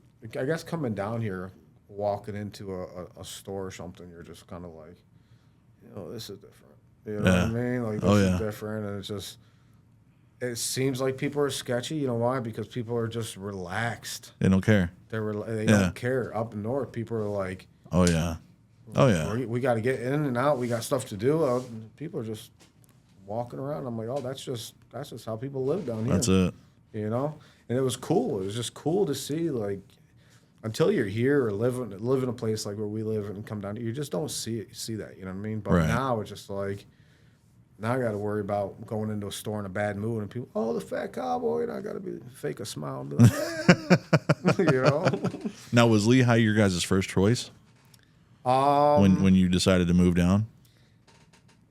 I don't know if I'd say first choice, but it was the most logical choice for us. Okay. I think first choice at the time would have been LaBelle. Okay. However, just the location on getting to where I needed to go and being centralized to get to Fort Myers, Naples, Punta Gorda, Cape. It's kind of the central spot. It was kind of a central spot, and that was like, okay, that's where we're gonna look then. And my mother-in-law, how far away was she? If we had to drop them off to babysit for the day, or she had to drive to us, so it was like 15 minutes from her. Even LaBelle, same thing, and I'm like, well, it just puts us further out. So we didn't get to find nothing for a while. So our options were pretty limited coming down. So we ended up finding this was a vacation rental. Well, there you go. Yeah. They were trying to rent it for the season. And I got a hold of them and asked if they would rent it to me for the entire year. And they did, and actually dropped the rent a little bit for me renting it for the year. And so I didn't think I was actually even going to get renewed on the lease for this year, but they did. So nice. That was cool. Well, that way you didn't have to worry about trying to find somewhere else to go. Man, because a 40-foot trailer, 20-foot truck hauling it, right? So there's 60-foot drive. How many of those do you see in? Yeah, there's not a ton. You know what I mean? And then one that is not in an HOA. Right. That doesn't have the restrictions that I would have. It's just, it works out perfect. That's good. I wish I had maybe a little bit bigger house to wake up, but anytime I think about even possibly looking for somewhere else, I'm just like, just stop. It's its own headache in itself. Just be comfortable. I got enough things to worry about. Worry about. Don't throw that on your plate. Yeah.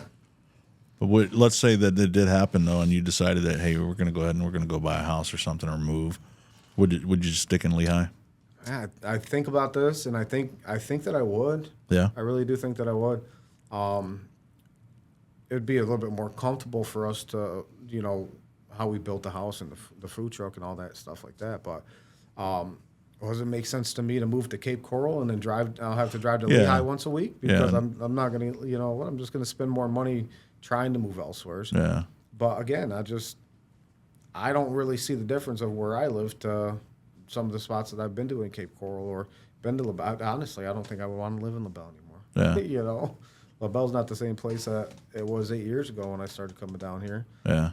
And I'm sure Lehigh isn't either, but I don't have an issue with it. And I like. You're comfortable. I'm very comfortable. Yeah. Your wife's comfortable out there too. Yeah, much more comfortable than we thought that we would be. Oh, nice. For sure. That's always a good thing. For sure.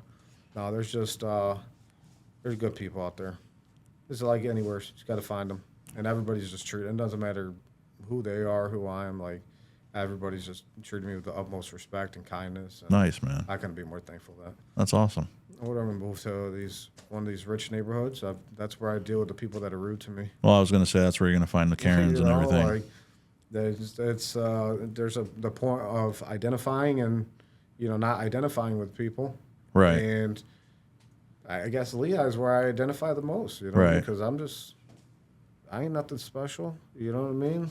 Like, I don't really care about dealing with people that think they are something special. I just want to, hey, you doing good today? Yeah. How's your wife? How's your kids? Right. You know, not, hey, how you doing today? Oh, that's none of your business. You know, Yeah. you Like, know, who do this you? is What do you not my want? kind Yeah. of people. You Yeah. know, No, it I just for sure, man. kills For my sure. mood. No, So, absolutely. but you know, it would just I've never experienced that really in a specific area down here. That's Just kind of good. make an example. Everywhere we go, people seem to love us. So Yeah. No doubt. yeah, That's good. yeah, man. It's been a good roll. Hopefully, continue.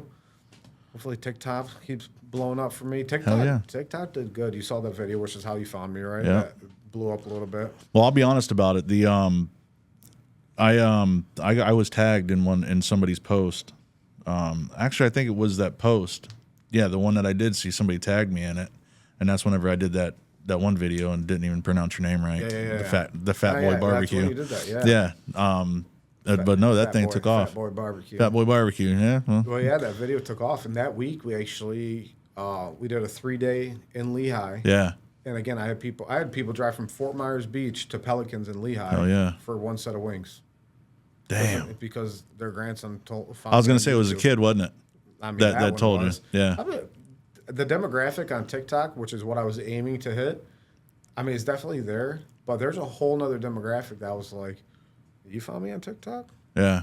Oh, dude. Yeah. You know, yeah. there's a whole nother, because August, September are the slowest months of the year for food truck or restaurants, you know, as a whole. Right. And that's, everybody says because school's in back in session and, you know, parents are broke, money. I was like, okay, well, where do I go to hit a different demographic that maybe don't have kids that still want some good food? Okay, let me start hitting TikTok. And I started hitting TikTok hard. That video blew up. In that 3-day span, I had at least 120 confirmed new customers over those 3 days just from TikTok. Wow. That drove from Northport, Punta Gorda, Cape Coral. I had one from Clewiston. I had a guy from came from Miami to LaBelle the other day for cheesesteak day. It's just, wow. You just never know. That's crazy. That kid that wings from Fort Myers Beach for one set of wings. Yeah. It's like, you don't want nothing else while you're here? You sure? You know? The power of social media is great, but again, Yeah.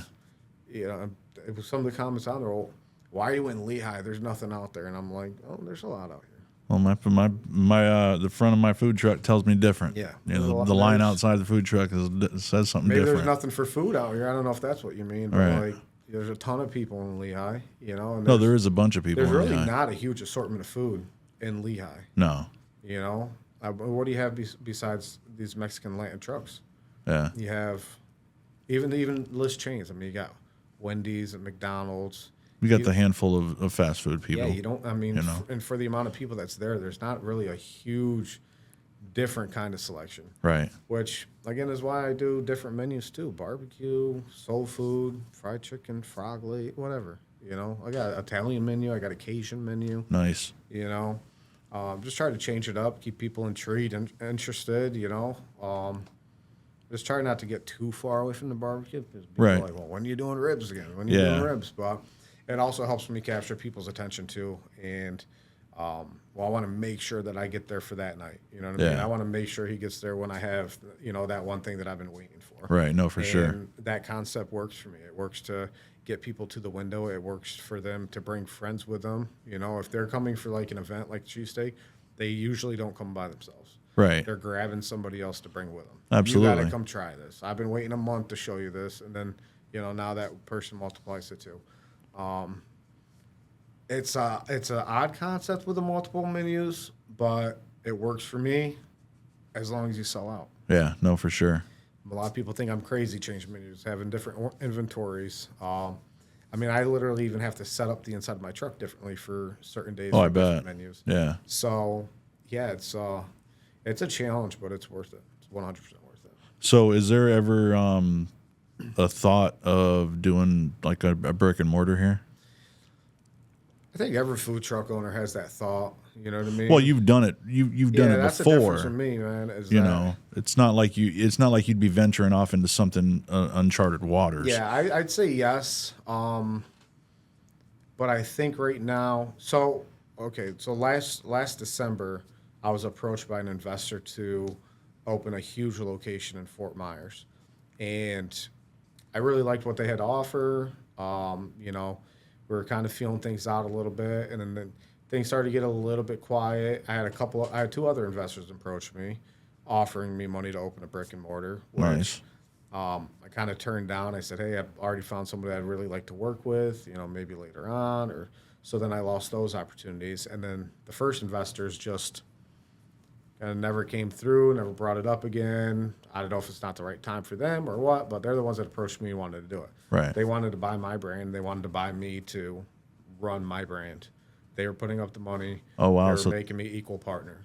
they wanted to buy the Fat Cowboy. Yeah. They didn't just want to open up a. They wanted it. Yeah. Okay. So they were just going to invest and make me equal partner. Sounded great, right? I mean, I have the whole brand of products that we could launch with Right. people that have the money to be able to do that. I think now where I'm at and the growth that we're experiencing with the food truck, I don't think that I really want to take on another project. I've done that before. I think we just kind of grew a little bit too quick in New York rather than really focusing down on, you know, one project and just Right. and we thought we were focused in, man. We really did before we opened that second restaurant, but not as I wouldn't say it was a mistake. We just didn't know what that looked like either. So now that we know, I think I want to focus in on this. I think a cheesesteak truck is in order next, which Okay. I was approached by an investor yesterday offering the money for a cheesesteak truck as well. Wow. It's just I don't know what I have so many options, and food trucking is really a chess game. If I'm running the cheesesteak truck and I'm driving that around, do I plant my barbecue truck down in Lehigh, or do I need to still travel with the barbecue truck somewhere Gotcha. else? Do I Yeah. make that a permanent location, or do I now I need to get another driver and then hire employees that I can trust to drive a $130,000 trailer around? Holding You a know? crew, basically. Yeah. Yeah, so it's like there's so many options of what do you do, what do you don't do. Right. And I thought about not barbecuing at all, but I know I'm like Have well, some that's heated what, people, man. that's what built me, man. Like, but I love and that's the thing is barbecue is my passion. Cheesesteaks are not my passion. Right. People just like them. Right. You know what I mean? Barbecue is my passion, but it's a lot of work, man. Yeah, but your passion shows. Yeah. You know, it shows off in the end product, and that's why you are where you're at today. Yeah, and I think that maybe that support and that what's the word? Reassurance from the communities that I go to would make me feel comfortable saying that. Okay, I think I can open in 3 days in Lehigh, leave my truck in this spot, and I'll be good. Yeah. You know, and then I could schedule a second truck around that, or whether I want to hire somebody else to do that. Right. You know what I mean? I definitely like a brick and mortar. We miss that camaraderie of it. Right. I think the thing that I miss the most about it is I'm a natural born leader. Not having a team around me to really lead, you know. And when I say lead, not boss around, but just I miss Right. that team. You know, I miss people that come together and, you know, I don't have employees. You know, it's me, Right. just me. Yeah. I got one guy that comes that helps me out on a pretty regular basis now. But, you know, he's not behind the scene getting dirty, doing dishes. And, Right. you know, you don't see the nitty gritty of the prepping meats and making sauces and making dry rubs and going to stores Kind of shopping. like a pinch hitter, you man. know? He's not part of the solid team. Yeah. And I get that. Yeah. So, I mean, when you have a restaurant, it's just everybody's right there and like, hey, boss, do you see what I did? You know, Right. I want to tell somebody that I'm proud of them too for, you know, No, what absolutely. they accomplished. Like, oh, yo, those ribs came out amazing. Hey, yo, that mac and cheese exactly on point. This side, that, you know, like you miss that. You Yeah, know? I'm you sure. can tell it to yourself all day, but then I start talking back to myself, and it's not a good day after that. You know? No, for sure, man. Hey, man, you're doing a good job. Screw off, man. It's early. No, I'm not. That's funny, man. But Yeah, I think that's and my wife too. My wife too. She we miss having a team behind us, and Yeah. but that's I think that's where our customers really come into play is that we feel that almost that same love. You know what I mean from the people that we surround ourselves with, and our supporters and our followers, and the people like. And when I say people like, not just like I'm gonna follow them and see where they're at. No, I got people rooting me on down here. Yeah, for sure. And the difference, like in New York, is my hometown, right? And I almost feel like if you're doing well in your hometown, people just want to try to tear you down. You know what I mean? And I lived so many years with the fact that work hard and prove them wrong. Yeah. Down here, it's shifted to work hard because they're rooting for you. No, absolutely. It's like you got that team. It's like you've got that following behind you that are like, yeah, let's go, let's go, let's go. Yeah. And and it's not the people in front of you saying, you know, Trying to hold me back. yeah, it's not gonna happen. It's Like they want to see. Like, I really feel like people down here want to see like what's next. You know, it's crazy because I even commented on somebody's video the other day, and it's like because they even said it, they're like, you'll get more support from strangers than you will your friends. Yep. Which is crazy to me. So when I told you we opened that bar because we were having all these big cookouts and stuff like that. Yeah. As soon as we opened that bar, none of those people that were at those cook-offs came to that bar. Well, yeah, because they couldn't get none for free from you. They'd be at my house 2, 3, 4 days a week. But then when we opened a bar, they weren't there no more. Yeah.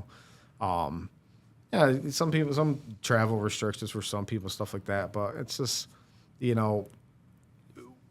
was almost the same transition as what we're talking about now, to where we transitioned from maybe like that friend group to where we grew another one at, Right. a restaurant. And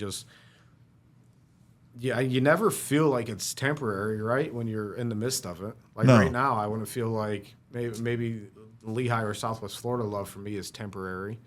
But who say you guys are like, hey, see you later, man, bye. Right. You know what I mean? As soon as I have to make a move or whatever happens, you know what I mean? But I know it's a different sense. It's just a different sense of it down here that it just feels completely different. I can't explain it to you. Yeah. I can't explain it to you. I know what you mean, though. So That's cool, though, that you got, that it's shifted. Yeah, 100%. My wife, and she don't like nobody, but even she sees it down here too, and she feels different about it, and it's just made life easier. It's made the grind easier because we've had to work a lot harder than we anticipated coming here. So it's made easier to keep it going, not giving up, because there's been several days where you're just like, I know somebody's gonna be hiring. You know what I mean? Like, yeah, somebody's hiring. But, I always said if I could find a good 9-to-5 job, I miss working 9 to 5. Yeah, man. They just can't pay me enough, man. But I'd be sad too. Oh, you'd be super sad, man. Yeah, I couldn't not be cooking. Yeah. And it's not even. It's something I grew. I didn't like. My first job was at cooking. I didn't fall in love with the kitchen or anything like that. It just kind of happened one day, and we found out like we were both really good at it, and I was really good at barbecuing, and I'm like shocked myself. I don't even eat barbecue. No, not really. That's awesome. I eat smoked wings, but I make you some hella good barbecue. That's cool. I'll tear a cheesesteak up though. I'll do that. Sir. But I don't know if it's because I'm just around it all day long or what, but I don't know, even before, I don't think I really ate barbecue before. Yeah. So I'm eating it, and I'm like, I don't know if it's good or not. Have the next guy try it. Yeah. I'm good. I'm like, all right, well, let's run with it then and see what happens. That's awesome. So then, barbecue guy, you go out and try other people's barbecue, and you're just like, oh, yeah, we're good. We're good. We're all right. We got some good stuff here. We're all right. There's some places you go, like, how do you even make it like that? Even if I tried, I don't think I could do that. That's funny. Like, that's bad. I don't know how you did that. But, microwavable stuff. Yeah. So when I came down here, I thought I was walking in like the lion's den, because you're from up north, you hear, you ain't from the South, you don't know how to cook. No, if you ain't from Texas, you don't know how to barbecue. You hear it all the time. I will tell you that we have some of the best barbecue I've ever had in New York State. And I've used to, obviously, at the moving company. I've traveled around a lot. Some of the best barbecue ever that I've had is in New York. Nice. Yeah. I might have had I had 2 places down here that are comparable to any of our regularly established barbecue places up north. Yeah. Yeah. It's good, man. So outside of barbecue, and I know you said you're not like a huge barbecue fan of eating it. What would be your? I gotta get some of that food. Fried chicken. Fried chicken. Fried All right. chicken. That was our second location up north. We did more of a fried chicken place up there, kind of Okay. more soul food type menu. I'm a big soul food kind of guy. That's where the oxtail came from. Yeah, I love oxtails. It's good. Yeah, we do some good oxtails. The fried chicken, man, they were starting to line up for that too. You know, and at one point I'm just like, y'all lining up for cheesesteaks and fried chicken and frog legs. I said, yo, It's one thing I've never had is frog like, legs. you guys don't forget that I still do barbecue some days too. You know what I mean? Like, we still got to sell some ribs. Yeah, no You doubt. know? But yeah, I mean, that's what I eat. I eat everything, dude. Yeah. I eat everything. But fried chicken. That's it. That's number one. If it's cooked and on a shelf in the store, I can't walk by it. I can't do it. So you walking through Publix, you smelling it. I don't care if I'm in 3 different stores. I'll grab 3 different stores. I walked by some the other day at a gas station. Man, that shit was gross. Well, I gotta go try it. Sure did. That's funny. Yeah. That's funny. Publix is good. No, Publix got some good chicken. That's why I don't open up fried chicken business down here though, because they sell that shit way too cheap. Yeah. Oh yeah, it killed me. Oh yeah. Kill me. Oh, that's good. If I don't want to make it myself, a bottle of hot sauce and a bucket of that chicken, or 2. Or 2. That was my son's first meat, fried chicken. Really? Yeah, The little dude? like 3 weeks ago. Nice. Yeah, she did it while I wasn't home, so that was cool. I think you were on the live talking about that. Yeah, probably. I wasn't home for that. We gave him meat. I funny. thought it was gonna be brisket, but I'll take fried chicken. That's all right. Fried chicken. That'll work. Yeah. Oh, he loved it. He tore it up. He tore it up, bro. That's awesome. First meat ever. He just tore it up. Perfect. Yep. You got a little meat eater there. Yeah, he loves some chicken. That's good. Chicken. So totally off topic now, man. You rocking that beard? You put anything in that thing? We're gonna be getting some of that right there. You see this? I told him, I said, I got some patches. I was talking to my wife the other day. I said, oh, a little thin right there. Only if you're up close. You shouldn't have anybody up that close to you. Oh, jeez. Smell a couple of these. We call them flavors. You're trying to flavor my... What kind of show is this? Flavor my beard. Nah, so Jay with Bott's Beard Oil Company, man, he was... I had him in here. I'm actually finishing up his podcast, but I've seen that. I need that hat. he does. Yeah, that's right. Yeah, you were asking about that hat. Do they smell for real? No, they smell delicious, man. Oh, they're scent. No, they're scented, man. It's What's not like your favorite smell? oh man, it's tough, dude. It's either going to be like the blackout or the ice. Which one of those? That's going to be these 2 here. All right. But I mean, they all. So leave them over there. Yeah. Oh, jeez. Those your favorite. You leave them right there. That's that creamsicle. Oh, man. That's fire, man. How much these? I might get laid tonight with one of these. My wife watching. You want some creamsicle? Oh, yeah, there she is right there. Flavor it up. Flavor it up. I don't know how I've been asking her, but I might as well do it. Oh, that's nice, too. Yeah, man. It's hard to decide. It'd take me like 5 years to grow a beard like that, man. I got to keep mine short. It gets, These are it gets just too all crazy. oils, though, right? Yeah, he's got some balm and he's coming out with some butter. For? Oh, I'm not 100% sure. I want to say maybe like $15-20 a bottle, I think. Really? I think. You got to start. If we could probably do a collab with me and him, he catch me after a day of work, and we can wring this thing out and get some hickory scents going on. There you go. Some hickory oil scents. There you go. Yeah, he does everything in the house, so it's all nice, quality controlled kind of thing. You selling these for him? I got them so I can kind of, you can put some in. You gonna help me put it on, or you want me to run my fingers through your beard? I'd charge at least 10 chicken nuggets for that. These are nice. Yeah, man. Yeah, he's local. He's in the Cape. What, you just drip it in your hands and rub it in? Yeah, put some in your hands and find out which the wife would want there. I'm putting coconut. There you go. She hates coconut. Oh. Leave me the hell alone. How much do you need? Like, I don't know. Just put it in there. that? I'd probably put a couple more dabs in there. There you go. Again, man, I don't. Oh, you're promoting, man. You should have this down. You have to have him back on the podcast, give you a tutorial. Yeah, we'll get him back in there for that for sure. I thought I'd be on TikTok here. Bearding it up, oil in the beard. That's Bot's beard oil right there. Ooh. Yes, sir. Smell like a whole pina colada. Yeah, man. All right, I take that. Oh yeah. I don't know. It's like, it smells good, right? But like, it's like I feel like this is what my sisters sprayed on themselves in 8th grade to go home or to go to school. I was a grown ass man, walk by a grown ass man like, that you smell like coconut? Coconut. I like that. Oh yeah, there you go. Oh, it is nice though. That creamsicle is nice too. Yeah, no doubt. Those other scents are fire too. No, the more the colognes. Yeah, when he was in here, he was calling them flavors. He called it flavor once, and I'm like, I'm forever gonna call them flavors now. Yeah. Forever. Yeah. That's fun. Yeah, but I like to get my guests in here with the beards on. And Thicken something up. So we'll see. I'll check in the morning and see if it worked or not. Yeah, I'm hoping that it can actually grow here. He told me it won't, but you never know.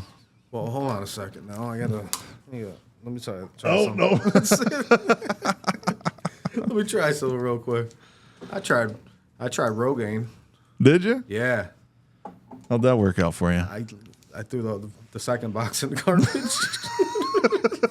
It worked that well, huh? I think halfway through, I was like, I think it's getting worse. Oh, geez. Just buzz it right off, man. Oh, man. I said, I think maybe if I just shave it off, like, I can like bick it and get the parts that are stuck growing out, and then the new stuff would grow through. I don't know what I was thinking of everything besides shaving it off, but once I shaved it off, I was like, man, this is all right. This is. But now, oh my God, I took my son for a haircut.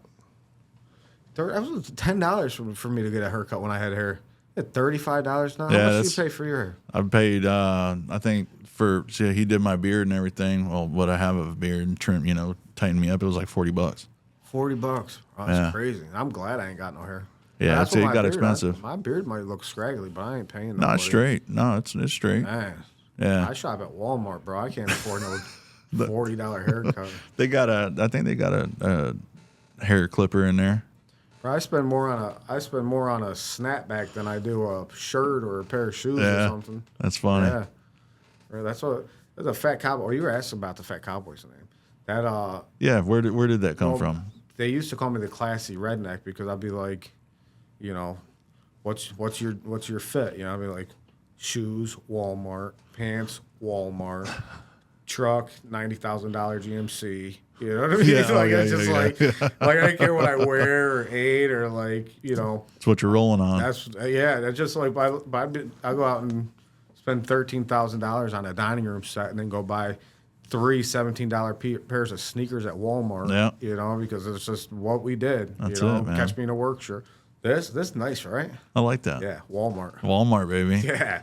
This is about the best of the best of Walmart though. So That was the top shelf in the Walmart. who said Lehigh ain't nice? This is Lehigh Walmart. Catch this. You got to be careful with those upside down pineapples, though, buddy. Oh my God. Well, they're kind of all over the place. That makes sense. No.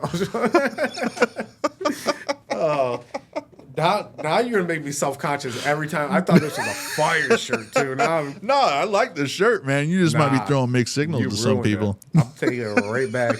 Get my $17 back. You knew what you were doing. That's crazy. That's funny, man. That's funny. This was a good one, man. I'll go home and check every other shirt that I bought from Walmart. I think there's pineapples on another one too. Oh, those weren't pine trees. Those were loofahs on that other one. Oh. See, but the Walmart is good. Walmart get They know theirs. what's up. They know what's They'll up. get theirs for That's sure. funny. Yeah. But we went from, so it was a classy redneck, and we went from the classy redneck to, we're really cowboy town, like where we opened the bar. And I'm like, well, who's our clientele that we're looking to attract? Who wants this barbecue? Who wants, huge burgers in there? And like Fat Cowboys, and it just kind of had a ring to it. It made sense for the location, the area. put it on a barbecue sauce bottle. And my logo of the cowboy, I actually had a contest. Somebody draw me a logo, and my favorite one will animate and make into a logo. Yeah. So I think Gemma Johnson is her name back home, which was I think aunt of one of my friends who drew that for me. To this day, the same character.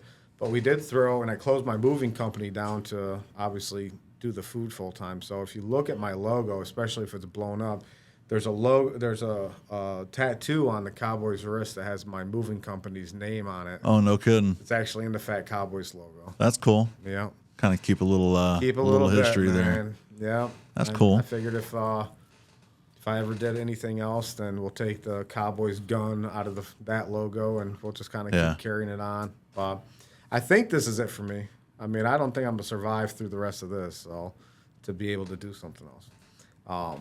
Hopefully it's just Fat Cowboys on here on out. Yeah, I'd love to have a huge smokehouse in Fort Myers. I'd love to bring, down in like Gulf Coast area, there's not, like Gulf Coast Plaza, there's not really anything huge. You got Mission Barbecue down there. Yeah. But there's no big smokehouse that. That'd be cool. I want to really do something on the map. You hear about some of these big places like Salt Lake in Texas, and they just have these huge smokehouses, and you don't have that down here in Florida. Yeah. It's like Mission Barbecue is like, oh my god. Yeah, that's kind of it. I think the Famous Dave's. There's a Famous Dave's out in Fort Myers, and that's Famous Dave's is a chain though, right? They all pretty much all are. No, there's another. What's the other one? There's another one that was not a chain. Maybe it's in Cape Coral. They got Rib City. Yeah, we don't. But yeah. No. If you're watching, Gary, no offense. We met Gary on TikTok. Gary runs the Rib City around the block from where we set up in Lehigh. Yeah. Gary's become a huge fan, huge supporter. Brought all of his employees over from Rib City to buy food. Nice. Like 3 days in a row. The 3 days in Lehigh, he came all 3 days in a row. That's awesome. Yeah, dude. And when he couldn't make it, he showed up early to let me know that somebody else was coming to get it for him that day. Dude, that's funny. Oh, he's been awesome, dude. That's cool. Awesome. Again, it's just that. That's right there. It's just that. Yeah. It's just that. So the name, Fat Cowboys, obviously, they kind of took my face to make cartoonish for the character, and that's where the name came about. That's awesome. And in New York, it was always jeans, a flannel, and a cowboy hat. Down here, you're not catching me in a cowboy hat in this heat. It is too hot. Or flannel. The people down here doing it, and I'm like, nope, I don't know. Yeah. People show up to the window. Why aren't you in there wearing a cowboy hat? Well, because it's 116 degrees in this truck right now. Yeah, no you doubt. come in this truck and you'll answer why I ain't wearing a cowboy hat right now. Yeah, right. You look, I'm wearing this hat, and that's just so grease ain't getting on top. That's funny. Oh man, it's hot. We've awesome. been operating with no AC on that truck through this heat. Damn. Right, it's 114, 115. It rocks out in there. Yeah. I take money to fix it, man. Yeah. Like I said, why am I work so much? There we go. There it is. I had some AC, mini split, something. I have 2 AC units in there, but they're just, I think they're old. I don't know if they're fixable or not. Yeah. I don't know. We'll get there. I don't mind grinding it out. I did put myself in a pretty scary situation a few weeks ago, though. It was a long day. It was a hot day. I was in the sun, and we almost got into heat exhaustion. Yeah, you don't want to mess around with that. Ran out of water on the truck. Oh, Actually, I no. had people show up with water. I was gonna say, Or you need to my put a wife call came. out. I was close to my wife. I was back close to home. I came from Punta Gorda and parked closer to home, and she had brought me some waters over, and I'm thankful because, man, I stopped sweating, legs are cramping, and I'm like Running out of water on the dude. inside. Yeah. Damn. What was that? They're cleaning the floor. In my ear? Probably. Sounds like an airplane. Yeah, they're cleaning the floor. That's wild. Yeah. You could hear that in your Oh, yeah. Sound like an airplane going Yeah. through my ear. I'm like, what the hell? Yeah. No, they're out there cleaning the floor. Well, That's funny. Well, I appreciate you coming in and spending some time with us, bud. Yeah, man, it was awesome. Yeah, Appreciate man. you having me. Absolutely, And dude. how's this podcast going for you? Things getting rocking? Oh yeah, man. We're working on it. It's getting a little bit of traction and stuff like that. So let's talk about what's next for you. What's your goals? What you looking to do? Yeah, man. No, it's just to grow the YouTube channel. We're working on getting our website redone because the whole website, the whole concept for 239 Life was to make it a community place to where people can go to find out what's going on in the area. Right. So 239life.com is the website that we're gonna have. I mean, it's up and running, but I'm not excited about the website.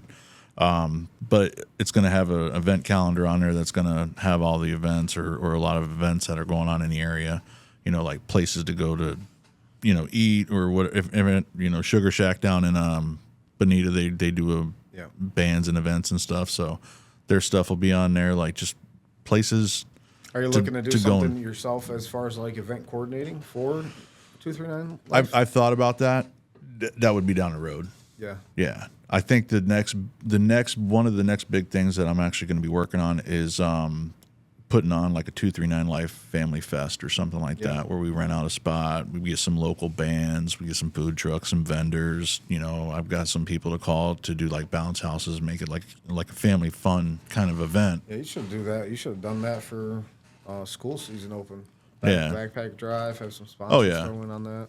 Yeah, no, it came quick, and just with everything else going on, and I do a full-time job. People don't understand how much it takes to pull something like that off. Man. Oh, absolutely, yeah. Sure.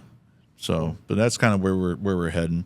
Hey, I'm here for it, bro. I got you as much as we can. I appreciate support it. you. Yeah, no doubt. Appreciate you supporting us. Absolutely, dude. Even just shouting out you before we met, or just you shouting out. Yeah, man. Well, that's what it's all about. I mean, I don't know, about 12, 15 years ago, me and my wife were sitting around. We had, 2 little kids at the time, and we're like, what are we going to do? And we'd sit there and we'd look on the internet. And again, it wasn't as robust as it is today. Right. But, looking at the internet, looking through the paper, trying to figure out something to do. And by the time we found something to do, it was over in 30 minutes. Right. And it was a Sunday. So it's like, I guess we're staying home today. Yeah. Because there ain't, and I'm like, man, there's got to be an easier way to let people know what's going on and what's going on.